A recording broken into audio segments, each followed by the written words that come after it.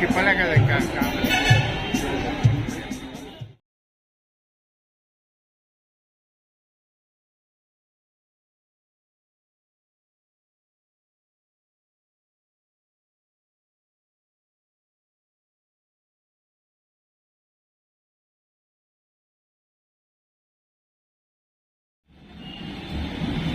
Good morning to everyone.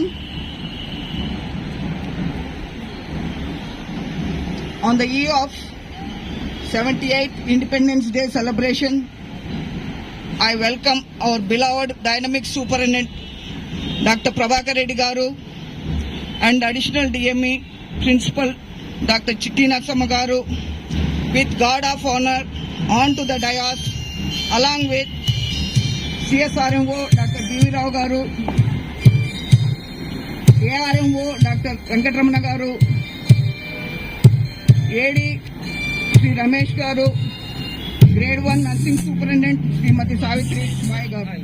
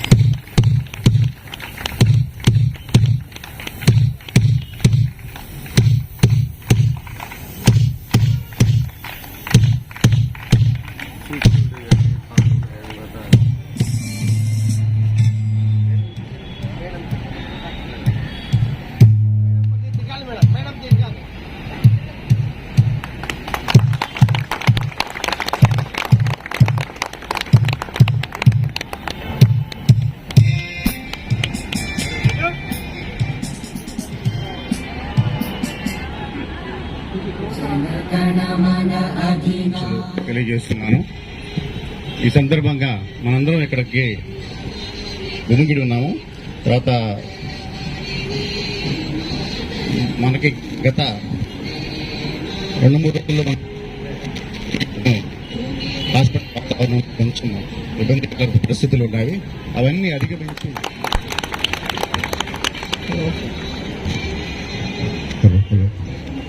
Message by our beloved Principal and additional DME in Narsamma. All leaders who together fought for the nation and able to get the independence. Once together, we can able to enhance our image in the society about the medical fraternity. I wish all of you to cooperate one another.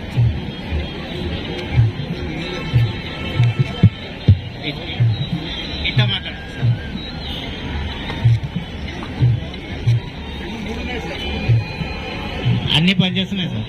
Hello hello hello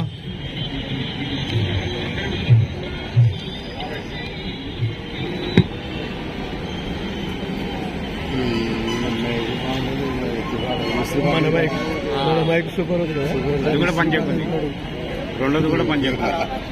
కర్నూలులో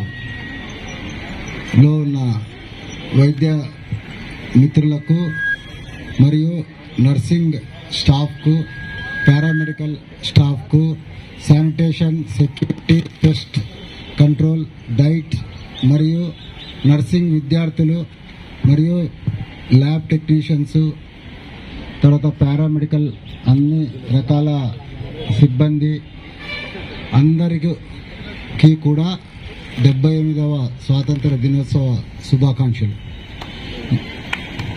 ఈరోజు మనం ప్రతిసారి మాదిరే స్వాతంత్ర దినోత్సవాన్ని జరుపుకుంటున్నాము.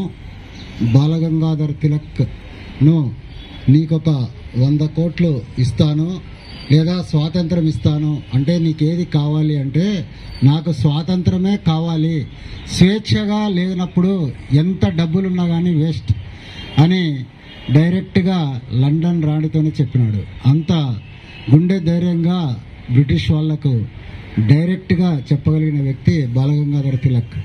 So అటువంటి ఎందరో మహానుభావులు మహాత్మా గాంధీ, జవహర్లాల్ నెహ్రూ, సర్దార్ వల్లభాయ్ పటేల్ లాంటి ఎంతో గొప్ప మంది వ్యక్తుల త్యాగాల ఫలితంగా మనం ఈరోజు స్వేచ్ఛగా స్వాతంత్రంగా మనము స్వేచ్ఛ వాయువులను పీల్చుకుంటున్నాము.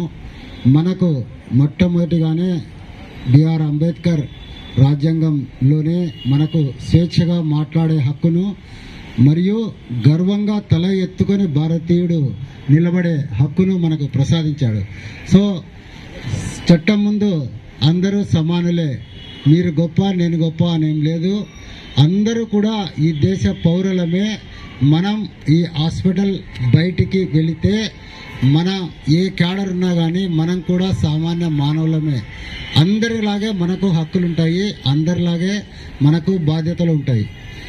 ఈ హాస్పిటల్లో మనము ఇక్కడే చదువుకున్నాము, ఇక్కడే పెరిగాము, ఇక్కడే పేషెంట్స్ని చూస్తున్నాము, ఇక్కడే మనము చాలా బాధ్యతలు నిర్వహిస్తున్నాము. సో 1982 నుంచి నేను ఇప్పటికీ 42 ఏళ్ళుగా ఈ హాస్పిటల్లోనే తిరుగుతూ ఉన్నాను, రకరకాల హోదాల్లో పనిచేస్తూ ఉన్నాను. స్టూడెంట్గా నేను వచ్చాను, సర్జన్గా చేశాను, జనరల్ సర్జరీ చేశాను. తర్వాత గాంధీ మెడికల్ కాలేజీలో నేను ఎంసీహెచ్ చేసిన తర్వాత మళ్ళీ ఇక్కడనే అసిస్టెంట్ ప్రొఫెసర్గా వచ్చాను. ఎందుకంటే ఐ లవ్ జీజీహెచ్. అందుకనే నాకు అప్పుడు అపోలో హాస్పిటల్లో ఇమ్మీడియట్గా నాకు జాబ్ ఆఫర్ చేసినా కానీ ఆ కాలంలోనే 60,000 రూపాయలు లేదు అని నాతో చేసిన 2-3 ప్రైవేట్గా వెళ్తే, లేదు కర్నూలులో ఏం లేదు అక్కడికి నువ్వు వెళ్ళొద్దు అని నాకు డిఎంఈ గారు చెప్పారు. చెప్తే లేదు సార్ నేను అక్కడ పోయి డెవలప్ చేస్తానని ఇక్కడికి వచ్చాను. వచ్చి అసిస్టెంట్ ప్రొఫెసర్గా 6 ఏళ్ళు ఇక్కడ పనిచేశాను. కానీ అప్పుడు ఓపెన్ హార్ట్ సర్జరీ ఇక్కడ రాలేదు. తర్వాత నేను గాంధీకి వెళ్ళడము, అక్కడ నుంచి వైజాగ్కి వెళ్ళడము, తర్వాత మన స్టేట్ విడిపోయినప్పుడు నేను మన గౌరవ ముఖ్యమంత్రి అప్పుడు నారా చంద్రబాబు నాయుడు గారు మరియు కామినేని శ్రీనివాస్ మరియు కేఈ కృష్ణమూర్తి గారుల సహకారంతో నేను మరలా ఇక్కడికి వచ్చి కార్డియోథొరాసిక్ వార్డుని 10 కోట్లతో డెవలప్ చేయడము, దాన్ని ఎక్కడా లేని విధంగా మాడ్యులర్ ఓటీస్తో డెవలప్ చేయడము, 10 ఏళ్ళు కూడా ఒక్క దుమ్ము లేకోకుండా దాన్ని మెయింటైన్ చేయడము, 1000 బైపాస్ సర్జరీలు చేయడము, ఇదంతా కూడా దేవుడు నాకు ఇచ్చిన అదృష్టంగా నేను భావిస్తున్నాను.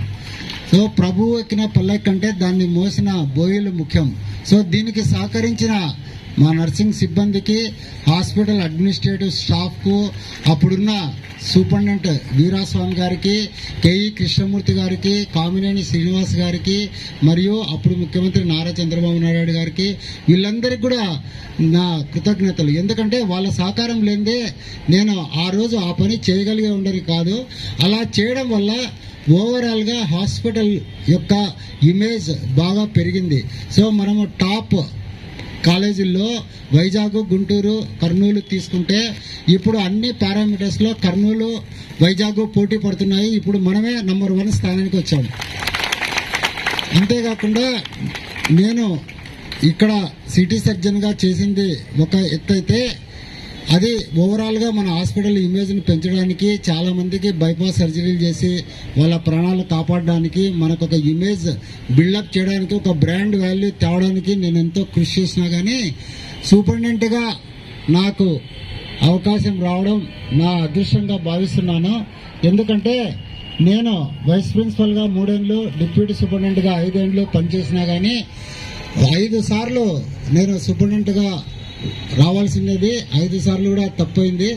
సో ఈసారి నాకు ఈ వచ్చిన అవకాశాన్ని నేను ఎట్టి పరిస్థితుల్లోనూ వదులుకోదలుచుకోలేదు. అందుకనే నేను హాస్పిటల్ను వెంటనే నేను ఒక బుక్లో రాసుకున్నాను, నేను సూపరింటెండెంట్ అయితే ఏం చేయాలి అని. అవన్నీ కూడా డే 1 నుంచి నేను స్టార్ట్ చేశాను. సో ఇక్కడ ఉన్నది అభివృద్ధి అనేది 2 నెలల్లో మనం ఇది చేసినాము అని చెబితే ప్రిన్సిపల్ సెక్రటరీ హెల్త్ మినిస్టర్ గారు కూడా నిన్న మీటింగ్లో చాలా ఆశ్చర్యపోయారు. నిజంగా మీరు చేశారా, మీ దగ్గర అన్ని డబ్బులు ఎక్కడి నుంచి వచ్చినాయి అని అడిగారు. సార్ ఇదంతా కూడా డొనేషన్స్, తర్వాత చాలా తక్కువ డబ్బుతో డెవలప్ చేసామని చెప్తే వాళ్ళు మిగతా సూపరింటెండెంట్స్ కూడా గవర్నమెంట్ నుంచి డబ్బులే ఇవ్వాలి అని అనుకోకుండా ఇలా డెవలప్ చేసుకోండి సార్ బాగా చేశారని కూడా నన్ను మెచ్చుకోవడం జరిగింది. సో మనకు అభివృద్ధి అనేది మన కళ్ళ ముందరనే కనిపిస్తూ ఉంది. ఓపీ కౌంటర్స్ 4 నుంచి 10 ఓపీ కౌంటర్స్ చేయడము, ఒక వికలాంగులకు మన డిఫరెంట్లీ ఏబుల్డ్ పర్సన్స్కి ఒక కౌంటర్ పెట్టడము, తర్వాత మనము ఎక్కడైతే ఇన్పేషెంట్ కౌంటర్ ఆడంతా ఇరుకుగా ఉండే చోట మళ్ళా ఒక ఇన్పేషెంట్ కౌంటరు, క్యాష్ కౌంటరు, తర్వాత ఇవన్నీ కూడా వరుసగా మనము కౌంటర్స్ పెట్టుకోవడము. తర్వాత ఇక్కడ అయితే చాలా ఇబ్బందిగా ఉండేది, క్యాజువాలిటీకి పోయేవాళ్ళు, తర్వాత క్యాజువాలిటీ నుంచి వచ్చేవాళ్ళు అందరూ ఇక్కడే క్రౌడింగ్ ఉండి మందులు తీసుకునేకి పాపం లేడీస్ చాలా ఇబ్బంది పడేవాళ్ళు. అందుకని మనం ఫార్మసీ కౌంటర్కి అక్కడికి మార్చడం వల్ల ఇప్పుడు చాలా ఈజీగా అక్కడ కూర్చోవడానికి కూడా ఉంది, బయట షెడ్ కూడా ఉంది, బాగా మందులు వెళ్ళగలుగుతున్నారు. దానికోసం ఈసీజీ మిషన్ చాలా మంది చెప్పేవాళ్ళు నాకు ఎప్పటి నుంచో, సార్ ఆ ఈసీజీ మిషన్ రూమ్లో ఇవ్వాలంటే మాకు భయం అవుతుంది సార్ అని చెప్పేవాళ్ళు లేడీస్.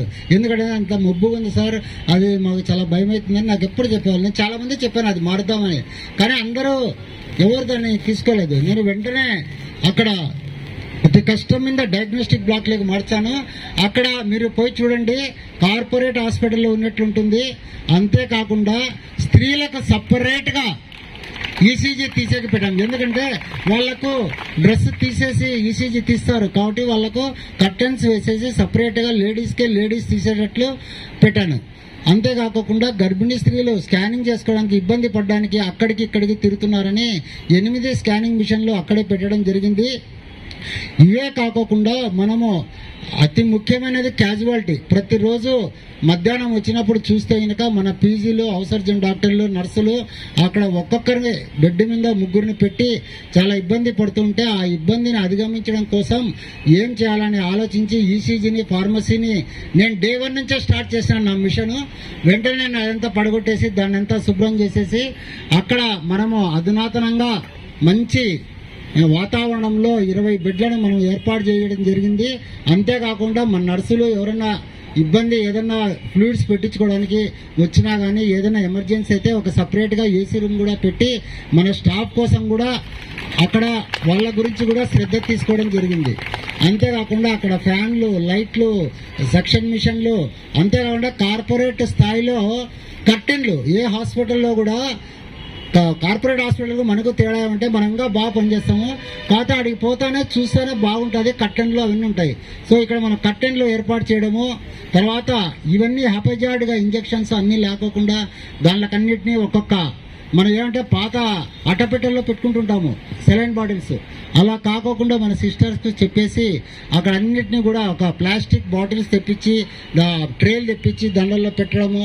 ఒక లుక్ చూస్తానే మన హాస్పిటల్ హమ్ కిసీసే కమ్ నహీ ఉండాలా అనేదే నా ఉద్దేశం. దీని తర్వాత ప్రతిరోజు మనకు 108 అంబులెన్సులు వస్తుంటాయి. 6-7 అంబులెన్సులు వస్తే వాళ్ళల్లో వెంటిలేటర్ మీద కేసులు తీసుకొని వచ్చేసి మనకు 6 వెంటిలేటర్లే ఉండేది, కింద క్యాజువాలిటీలో ఒక 3 ఉంటాయి. దానికి మన పీజీ విద్యార్థులు చాలా ఇబ్బంది పడేవాళ్ళు, క్యాజువాలిటీ మెడికల్ ఆఫీసర్స్. బయట 2-3 కేసులు వస్తే వాళ్లకు ఎవరైనా లోపల చనిపోతే తప్పితే ఇంకొకరిని లోపలికి తీసుకోలేని పరిస్థితి. నాకు ఎంతోమంది ఎమ్మెల్యేలు కానీ సోషల్ మీడియాలో యాక్టివ్గా ఉంటే చాలా మంది సార్ మాకు బెడ్ ఇప్పండి అని అడిగేవాళ్ళు, కానీ ఏం చేయలేని పరిస్థితి. అందుకనే నేను వెంటనే పైన బ్లడ్ బ్యాంకును తీసుకోవడము, దాన్ని డెవలప్ చేయడము. అక్కడ ఒక ఎన్ఆర్ఐ డాక్టర్ రంగారెడ్డి గారు అని ఉంటే ఆయన రిక్వెస్ట్ చేసుకొని 12 లక్షలతో 12 మానిటర్లు, ఒక అనుపమ అని మన కాలేజీ స్టూడెంట్ 88 బ్యాచ్, ఆ పాపని అడిగి ఒక 4 ఏసీలు, తర్వాత అక్కడ వెంటిలేటర్లు ఇవన్నీ కూడా తీసుకొని వచ్చి నంబర్ 1 ఉండేటట్లు ఆర్ఐసీయూను డెవలప్ చేయడం జరిగింది. ఇప్పుడు ఒకే దాని కింద మనకు వెంటిలేటర్ పేషెంట్స్ ఉంటారు. దీనికోసము సిటీవీఎస్ లో మన నర్సింగ్ సిబ్బందిని కూడా ట్రైనింగ్ ఇచ్చాము. ఇప్పుడు అక్కడ వాళ్ళు బాగా చూసుకుంటున్నారు. చాలా మంది నాకు ఫీడ్బ్యాక్ కూడా ఇచ్చారు, సార్ మాకు ఇంత బాగుందని తెలిసింటే బయట ఆసుపత్రి పోయి ఊరికే మేము మొత్తం అయిపోయింది మా పరిస్థితి, లాస్ట్లో ఇక్కడికి వచ్చాము.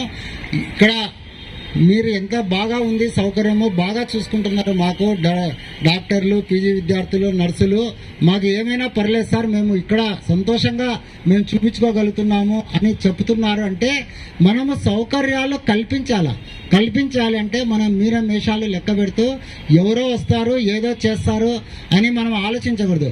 ఉన్న దాంట్లో మనం అభివృద్ధి చేయాలా అనేదే నా యొక్క సంకల్పము.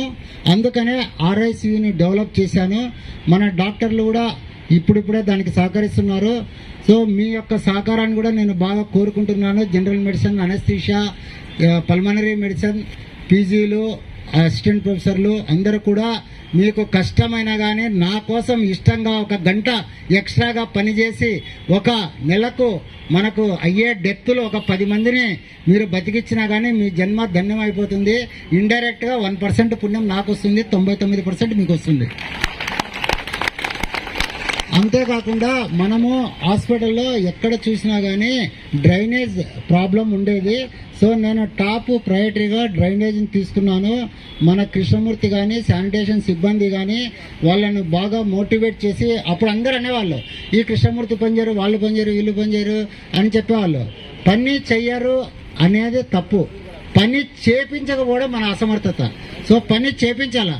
ఈరోజు మన కృష్ణమూర్తి గారు శానిటరీ ఇన్స్పెక్టరు సంతోషంగా చెప్పాడు, మొన్న పీడియాట్రిక్ వార్డులో డ్రైన్ అంతా ప్యాడ్స్ అన్ని బడి బ్లాక్ అయింది, అది పిఐసిని పైకి షిఫ్ట్ చేయమంటే మాకు డ్రైన్స్ బాగాలేవు, అది బ్లాక్ అయిందంటే పొద్దున 10 గంటల నుంచి సాయంత్రం 4 గంటల వరకు ఆ డ్రైన్ దాని అంతు తేల్చినారు. అసలు మన ప్లంబింగ్ సిబ్బంది మొత్తం తీసుకొని వచ్చి దాన్ని క్లీన్ చేసేసి వస్తే సాయంత్రము మన ప్లంబరు మన కృష్ణమూర్తి వస్తున్నారు. నేను ఇక్కడికి వచ్చినప్పుడు సార్ మొత్తం క్లియర్ అయింది అంటే మన ప్లంబర్ వస్తే కంగ్రాలేషన్స్ అని నేను వాటేసుకున్నాను. సార్ నేను ఇంకా స్నానం కూడా చేయలేదు సార్ అంటే, పర్లేదు అందరూ మురికిలో నుంచే వచ్చాము, మురికిలోకే పోతాము, కానీ మీరు ఇంత డెడికేషన్తో గవర్నమెంట్ హాస్పిటల్లో పొద్దున నేను చెప్పినానని రౌండ్ సైజ్ చెప్పినానని పొద్దున నుంచి సాయంత్రం వరకు ఏదైతే కష్టపడినారో హ్యాట్స్ ఆఫ్ మీకు. ఎందుకంటే ఈ విధంగా గవర్నమెంట్ హాస్పిటల్లో పనిచేయడం నేను ఎప్పుడు చూడలేదు. ఎందుకు ఇప్పుడు అదే వాళ్ళే ఇంతకుముందు ఉన్నారు, వీళ్ళే ఇప్పుడు పనిచేస్తున్నారు. చేపిస్తేనే ఎవరైనా చేస్తారు, వాళ్ళకి కల్పించాలి. ఒక 10 రూపాయలు 20 రూపాయలు డబ్బుల కోసం మనం భయపడకూడదు. డబ్బులు ఎలాగోలాగా సంపాదించుకోవచ్చు, తేవచ్చు, కానీ సర్వీస్ ఈ రోజు ఇవ్వకుంటే ఇంకా రేపు ఇచ్చేకి లేదు, ఈరోజు గడిచిపోతుంది. కాబట్టి మనం ఈ విధంగా డ్రైన్స్ మొత్తం సిల్ట్ అంతా పెరిగిపోయింటే నేను మున్సిపల్ సిబ్బందిని పోయి అడిగినాను, సార్ మాది వాళ్ళు డ్రైన్స్ క్లీన్ చేయలేకున్నారు, మాకు ఒక 10 మంది ఎంప్లాయీస్ని మీ వాళ్ళని పంపించండి, ఎప్పుడో 20 ఏళ్ల నుంచి డ్రైన్స్ మూతబడ్డాయి, నేను క్లీన్ చేయించుకుంటాను అంటే ఆయన ఏమీ పలకలేదు.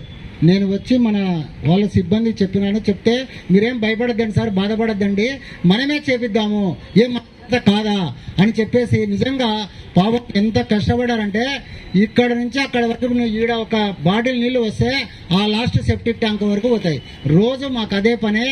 ఈ డ్రైన్స్ ను మొత్తం క్లీన్ చేయించాము. అంతేకాకుండా ఆ ఎఫ్ఎం దగ్గర పోయే చోట పాతాళగంగా పొర్లిపోయినట్లు పోయేది, అదంతా పగలగొట్టించేసి మొత్తం క్లీన్ చేసేసి మళ్ళీ బండలు వేసేసి ఆ జనరల్ సర్జరీ దగ్గర ఉండే కూడా అన్ని డ్రైన్స్ చేసేసి మొత్తం డ్రైనేజ్ వ్యవస్థను ఒక రూపుకు తెచ్చాం. అంతేకాకుండా జనరల్ సర్జరీ వార్డులో 8 టాయిలెట్లు బాగా లేవు అని సృజన్ అనే ఒక అసిస్టెంట్ ప్రొఫెసర్ నాకు వాట్సాప్లో పెట్టాడు. పెడితే ఇది ఏపీఎంఐసైడిసి వాళ్ళు చేయాలా అని చెప్పాను. నా గుణం ఏమంటే నేను కొంచెం పీసోర్ని, ఫస్ట్ నాకు చెప్తానే అబ్బా ఇది ఎక్కడ చేస్తారో అనుకుంటాను, మళ్ళీ నేను ఇంటికి పోయి ఆలోచిస్తా, తెల్లవారుజామున 3 గంటలకు మెలక వస్తుంది, ఇది చెప్పింది కరెక్ట్ కదా, దీన్ని ఎట్లా చేయాలని అనిపిస్తుంది నాకు. సో నేను వెంటనే వాళ్ళ సర్జరీకి మళ్ళీ వెళ్ళి అక్కడ హెడ్ నర్సును అందరినీ అడిగి ఏం చేస్తే బాగుంటుందమ్మా అని చెప్పేసి మొత్తం 8 బాత్రూమ్స్ దాని యొక్క కమోడ్స్ టైల్స్ మొత్తం మార్చేసి అది అంతా అయిపోయింది. ఇంకా రేపో మన్నాడు యూజ్ చేసుకోవచ్చు అది మొత్తం. సో అంతేకాకుండా మనకు చాలా చోట్ల లేడీస్కు పోయినప్పుడు అక్కడ బాత్రూమ్స్ డోర్ లేవని చెప్పారు. సో నేను ఇప్పటికే 3 డోర్లు వేయించాను, ఇంకా 6 డోర్లు వేపిస్తున్నాను. సో ఇవి చిన్న చిన్నవే చూసేకి, కానీ దీని ఇంపాక్ట్ పేషెంట్స్కు చాలా ఉంటుంది. స్పందించే హృదయం ఉండాలి మనకు, లేకుంటే ఆ చిన్నదాన్ని కూడా మనం పట్టించుకోము. మనం పెద్ద సిటీ స్కాన్ మిషన్ కొన్నాము అనేది ఒక వార్త కావచ్చు, కానీ ఒక బాత్రూమ్కు డోర్ వేశాము అనేది వార్త కాకపోయినా కానీ ఆ బాత్రూమ్ను ఉపయోగించుకుంటే ప్రతి మనిషి మన వాళ్ళని తలుచుకుంటారు. కాబట్టి బాత్రూమ్సే అని మనం నెగ్లెక్ట్ చేయకూడదు. ఈ బాత్రూమ్స్ టచ్ చేసిన సూపరింటెండెంట్ ఇంతవరకు లేడు ఈ 20 ఏళ్లలో. సో ఎంత పేరుకున్నా ఏపీఎంఎస్ఐడీస్ చెప్తాము, ఏపీఎంఎస్ఐడీస్ చెప్తామనే వాళ్ళతే మనము డబ్బులు పెట్టి ఖర్చు పెట్టి చేపిద్దాము ఏమవుతుంది అనుకున్న సూపరింటెండెంట్ ఇంతవరకు నేను చూడలేదు. నేను ఆ బుక్లో రాసుకున్న ప్రకారం నేను వస్తానే ఆ బాత్రూమ్ల మీద పడ్డాను. కాబట్టి ఆ బాత్రూంలో నాకు వీలైనంత వరకు చేపించారు, ఇంకా చేపిస్తాను, నేనేం ఆగను. అంతేకాకుండా చెత్త కుండీలు కూడా చాలా సమస్య ఉంది. మేము మున్సిపాలిటీ కార్పొరేషన్ మాదిరి ఒక స్టీల్ చెత్త కుండీలు తెచ్చి పెడదామని అనుకుని ఆర్డర్ ఇచ్చినాను. మళ్ళీ రాత్రి పండుకుంటే 18 వేస్తానే ఐడియా వచ్చింది. ఇవి బాగా పప్పు ఉప్పు చింతపండు వేసుకుంటే బాగా కందిబ్యాలు వేసుకుంటే బాగుంటాయని 18 కల్లా ఆక్సా బ్లేడ్తో కోసుకొని పోతారు. ఇది వద్దని చెత్త కుండీలు సిమెంట్ తెప్పించి దానికి ఐ లవ్ జీజీహెచ్ చెత్త కుండీ అని రాసి ఒక 10 పెట్టించాను. ఇది సక్సెస్ అయితే ఇంకా 10 పెట్టిస్తాను. సో ఇవి చిన్న చిన్నవే, కానీ that gives a lot of impact. మనం ఇది అయిపోయిన తర్వాత ఇక్కడ కాకుండా ఫోటోలు మనమంతా వెళ్ళి అక్కడ selfie point I love GGH అని పెట్టినాను, అక్కడ పోయి మనం ఫొటోస్ తీసుకుందాము. అది కూడా ఇన్నోవేటివ్గా మనం చేసాము. దాని పక్కనే గైనిక్ దగ్గర చాలా మంది పేషెంట్స్ ఎక్కడంటే అక్కడ పడుకోవడము, తర్వాత అక్కడంతా మట్టి రాళ్ళు, తర్వాత ఈ యొక్క చెట్లు అంతా దరిద్రం అంతా ఆడనే ఉండేది. దాన్ని అంతా నీట్గా క్లీన్ చేపించి ప్రొక్లైన్ పెట్టేసి బాగా నల్ల మురుసు తెప్పించి అక్కడ వేసినాను. ఇప్పుడు ఎంత నాకు మొన్న ఒకరు ఫోన్ చేసి చెప్పారు, సార్ మీరు సూపర్గా చేసినారు సార్, ఇక్కడ మేమంతా సాపులు వేసుకొని పండుకుంటున్నాము. అరే పండుకుంటే కదా అది పెట్టించేదంటే ఏదో ఒకట్లే సార్ పండుకుంటున్నాము అన్నారు. సరే పండుకోండి, నాకు కొంచెం డబ్బులు వస్తాడు, అంతా పెద్ద అరుగు కట్టిస్తాలే పల్లెటూరులలో ఉన్నట్లు అని చెప్పినాను. సో మనము ఏమి చేశాము, ఎంత చిన్నది చేశాము అనేది కాదు, అది ఇంపాక్ట్ ఫ్యాక్టర్. ఇంపాక్ట్ ఎలా ఉంది ప్రజల్లో అనేది చాలా ఇంపార్టెంట్. అందుకనే నేను మీకు చెప్పేది ఏమంటే, మనం ఇచ్చే service it is a god's service. దేవుడు మనల్ని, it is a god's mission. దీనికోసం మనల్ని సెలెక్ట్ చేసుకున్నారు. ఈ పని ఎవరు చేయలేరు, మనం చేసే పని ఎవరు చేయలేరు. మనము ఫస్ట్ 1 కోటి రూపాయలు ఉండొచ్చు, 1,00,000 రూపాయలు ఉండొచ్చు, 10 కోట్లు ఉండొచ్చు. నువ్వు దీంతో ఒక పెద్ద కారు కొనుక్కోవచ్చు, టెస్లా కారు కొనుక్కోవచ్చు. కానీ నీకు యాక్సిడెంట్ అయ్యి ఆర్ఐసీయూలో యానన్న వెంటిలేటర్ మీదనో యానన్న బెడ్ మీద పడితే నీ పెండ్లాము రాదు, నీ కొడుకు రాడు, నీ ఎవరు రారు, అందరూ బయట ఉంటారు. లోపల నీ యొక్క మలమూత్రాదులు సేకరించి వాళ్ళను నీకు పౌడర్ వేసి నిన్ను తిప్పి అంతా చేసి నిన్ను బాగోగులు చూసుకొని నీకు అన్నం పెట్టి ఒక తల్లిలా ఆదరించే నర్సు మన పక్కన లేకుంటే, దేవుడా ఇదిరా హాస్పిటల్ అంటే అని మనకు అనిపిస్తుంది.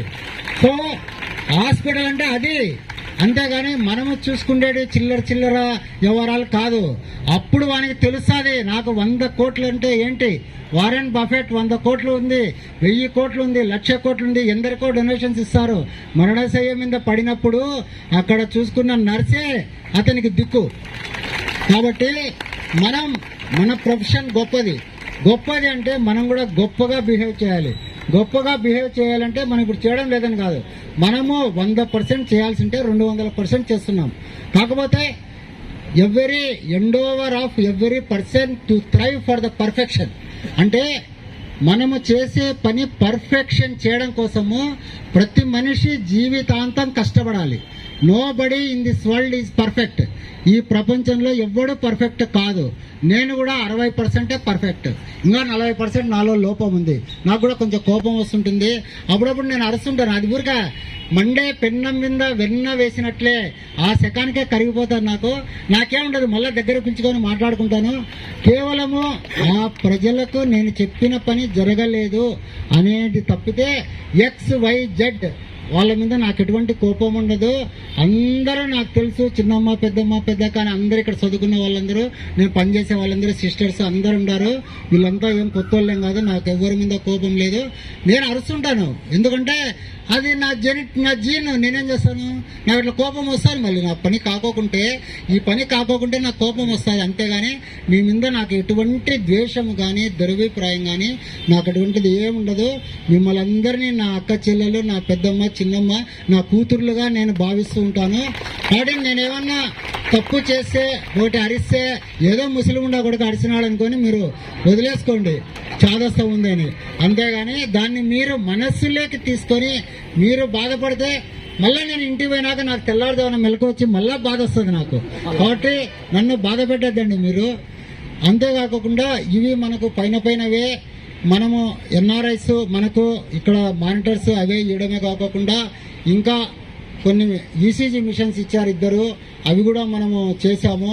తర్వాత 3 స్కానింగ్ మిషన్స్ ఇస్తున్నారు, ఫెస్ మిషన్ ఇస్తున్నారు, ఇక గైనకాలజీకి కార్డియోటోకోగ్రామ్ మిషన్స్ ఇస్తున్నారు. సో ఇవన్నీ కూడా మనము తీసుకొస్తున్నామంటే మళ్ళీ ఇంతకుముందే ఎందుకు తాలేదు? 2006 నుంచి అందరూ ఇస్తామంటున్నారు కానీ ఎవరు ఇయ్యాలి అంటే అడుక్కున్నామని కూడా ఒక హోదా ఉండాలి, అప్పుడే ఇస్తారు. అడుక్కున్నామని పోయి అడిగితే అందరికీ ఇవ్వరు. సో మన మీద కాన్ఫిడెన్స్తో ఇస్తున్నారు. ఆ ఇచ్చిన దాన్ని కూడా మనం సద్వినియోగం చేసి వెంటనే దాన్ని కొని వాళ్ళని పబ్లిసిటీ చేసి మీరు ఇచ్చిన దానికి మీరు సాటిస్ఫై పొందండి అని వాళ్ళకి కమ్యూనికేట్ చేస్తున్నాం. కాబట్టి మన మీద ప్రేమతో, మన మీద అభిమానంతో, మన హాస్పిటల్ మీద ఎంతో ఆప్యాయతతో మన డాక్టర్లు కూడా మనకు ఇస్తున్నారు. ఆ ఇచ్చిన దాన్ని కూడా మనం కూడా సద్వినియోగం చేసుకోవాలి. ప్రపంచంలో 200 కోట్ల ఎక్విప్మెంట్ కంటే ఇస్తారు కానీ ఈ బాత్రూంలు క్లీన్ చేస్తాము, చెత్తగుండలు పెడతామంటే ఎవరు ఇయ్యరు. అవి అన్నోచాడు ఎవరినో ఒకరిని మెడ వంచి పట్టుకురావాలా, పట్టుకొస్తాను, నేను చేస్తాను. కాకపోతే మనకు ఇక్కడ ఉండే సమస్యలు ఒకటొకటి నేను పరిష్కరిస్తున్నాను. అన్నీ ఒకేసారి పరిష్కరించడం ఎవరి చేత కాదు. ఇది ఎందుకంటే నా బుక్కులో 100 సమస్యలు ఉన్నాయి, ఇప్పటికి 30 అయిపోయినాయి. ఇంకా చేయాల్సింది చాలా ఉంది. అభి పిక్చర్ బాకీ హై. కాబట్టి నేను చేస్తాను. అందరి సమస్యలు నాకు తెలుసు. మీరేం నాకు చెప్పాల్సిన అవసరం లేదు, నా దగ్గరికి ఎవ్వరూ రావాల్సిన అవసరం లేదు. అత్యంతమైన సమస్య ఉంటే నాకు వాట్సాప్లో మెసేజ్ పెడితే నేను స్పందిస్తాను. నేను ఎందుకంటే కోవిడ్లో పనిచేసినప్పుడు రోజు 400 ఫోన్లు ఎత్తుతాను. ఈరోజు కూడా నేను మినిమం 40 ఫోన్లు ఎత్తుతాను. 40 నుంచి 50 వాట్సాప్ మెసేజ్లో అందరికీ నేను రిప్లై ఇస్తూ ఉంటాను. అందుకనే చాలామంది నన్ను ఓన్ చేసుకుంటూ ఉంటారు, మా పెద్దనాయన, మా చిన్నాయన, మా అన్న, మా బావ, మా మామ, మా అక్క అని. అందుకనే నాకు మెసేజ్లు పెడుతుంటారు. కాబట్టి నేను వాళ్ళకంతా రెస్పాండ్ ఇస్తుంటాను. అలాగే మీకు కూడా ఇప్పుడు చాలామంది డాక్టర్లు మెసేజ్లు పెట్టారు, దానికి రెస్పాండ్ అయ్యాను. నర్సెస్ పెట్టారు, బయట వాళ్ళు పెట్టారు. అందరికి కూడా నేను రెస్పాండ్ అయ్యి నా దగ్గరకు సిస్టర్ పడుకోబెట్టి వాటర్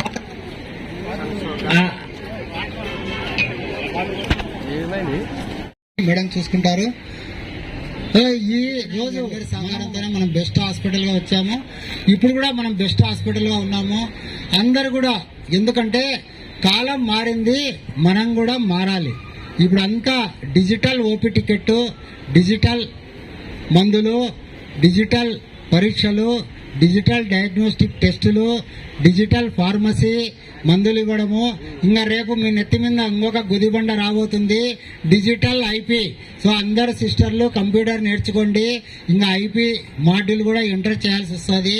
సో మీరు ఈ మందులు కూడా అక్కడ ఫార్మసీకి కాకోకుండా కంప్యూటర్లోనే ఎంటర్ చేయాలి. కంప్యూటర్ అక్కడ నుంచి మళ్ళీ వస్తాయి ఒక కార్పొరేట్ ఆసుపత్రి మాదిరి. ఇది ఒక 2-3 నెలల్లో మీ నెత్తి మీద ఇంకొక బండ పెట్టబోతున్నాను. కాబట్టి మీరు ఈ భారాన్ని కూడా నవ్వుతూ స్వీకరించి మీ కంప్యూటర్ జ్ఞానాన్ని కూడా కొంచెం పెంచుకొని మళ్ళా ఇప్పటికే మనము ఓపీ మాడ్యూలు, ఐపీ మాడ్యూలు లో నంబర్ 1, ఫార్మసీ మాడ్యూల్లో నంబర్ 3 ఉన్నాము. ఇంకా ఐపీ మాడ్యూల్ స్టార్ట్ అయితేనే మనం అందరికీ సినిమా చూపించాలి. గుంటూరు, వైజాగ్ పారిపోవాలి మన దెబ్బకు, వీళ్ళు రా కర్నూలు వాళ్ళంటే అని. కాబట్టి దీనికంతా మన నర్సింగ్ సిబ్బంది, డాక్టర్లు అందరూ కూడా రెడీగా ఉండండి. మనకు కంప్యూటర్లు రాబోతున్నాయి. మనం ఐపీ మాడ్యూల్ స్టార్ట్ చేస్తున్నాం.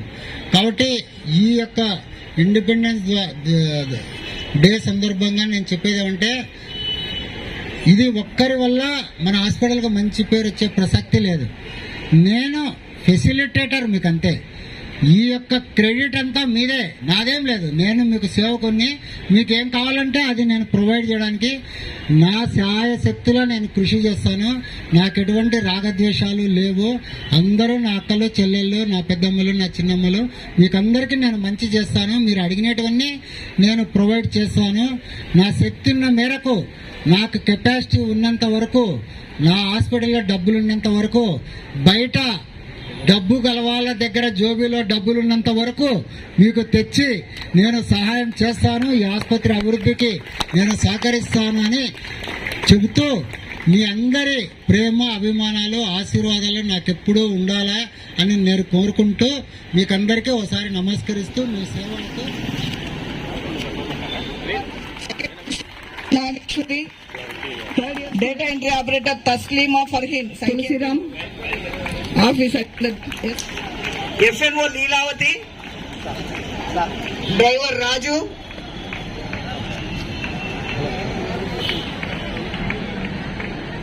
sweeper T Nagamani,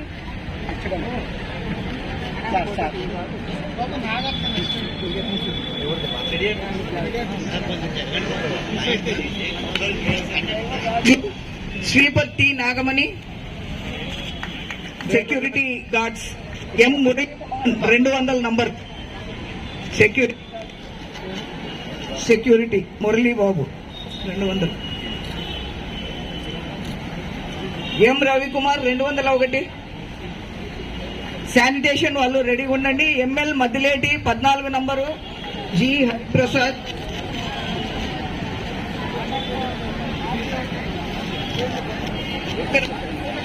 Hemalatha,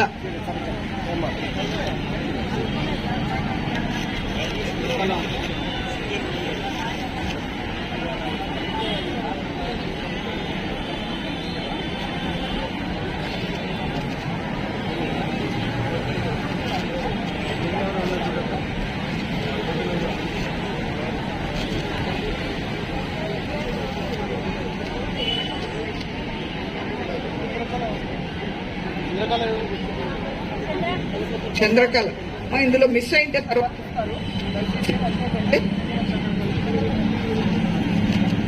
Chandrakala,